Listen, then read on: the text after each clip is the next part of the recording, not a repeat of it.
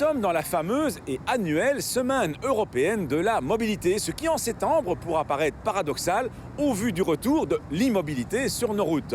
Mais au fond, pourquoi organise-t-on une Semaine de la mobilité et pourquoi maintenant et pas en juillet par exemple? Aïe, aïe, aïe, aïe, aïe, aïe.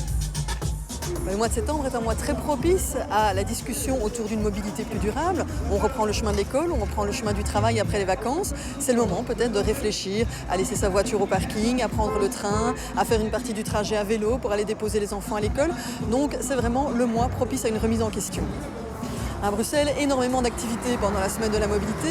Notre action phare est bien sûr le dimanche sans voiture qui aura lieu ce 20 septembre. Mais on a aussi beaucoup de choses durant toute la semaine de la mobilité du 16 au 22.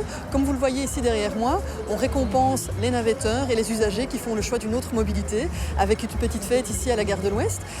Il faut qu'on mette en valeur à Bruxelles tout ce qui existe en termes de mobilité alternative, que ce soit le bus, le vélo, le tram, le métro. Donc vraiment énormément de possibilités qu'on peut mixer à l'envie pendant la journée. On peut utiliser le vélo le matin, être piéton à midi, prendre le métro pour aller à un rendez-vous professionnel.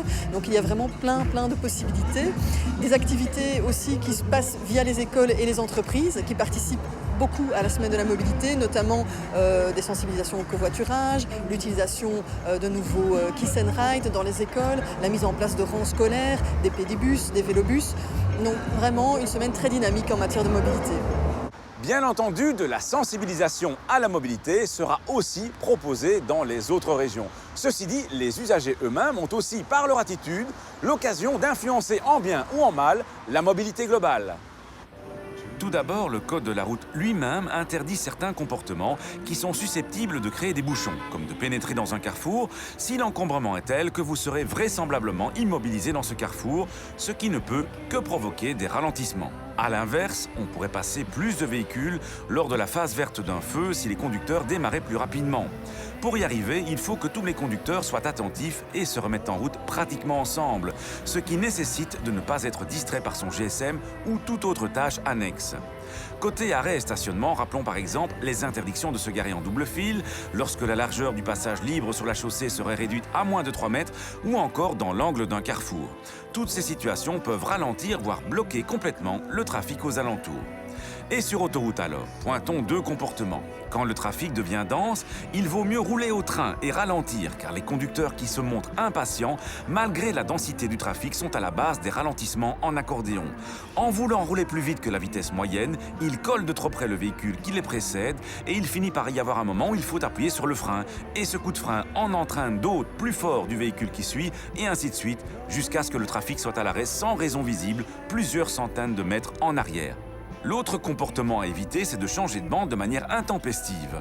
Cela fait perdre du temps en créant des coups d'accélération dans la file que l'on quitte et en faisant freiner dans la file que l'on rejoint. On contribue ainsi également à une circulation en accordéon. Ce n'étaient là que quelques exemples parmi beaucoup d'autres. Mais il y a une constante. En matière de manque de mobilité, l'égoïsme est toujours un facteur aggravant. Voilà pourquoi il faut penser collectivement et non individuellement. À la question de la semaine dernière, il fallait répondre que l'amende pour l'adulte responsable d'un enfant non attaché correctement en voiture est de 165 €. À gagner cette semaine une enceinte Bluetooth lumineuse Lenco. La question, le signal F59 signifie annonce d'un parking, parking obligatoire ou parking gratuit. Soit vous téléphonez au 0905 56 493, soit vous envoyez un SMS au 6020 en tapant contact 1, 2 ou 3 et vos coordonnées complètes. À la semaine prochaine et d'ici là, bonne route!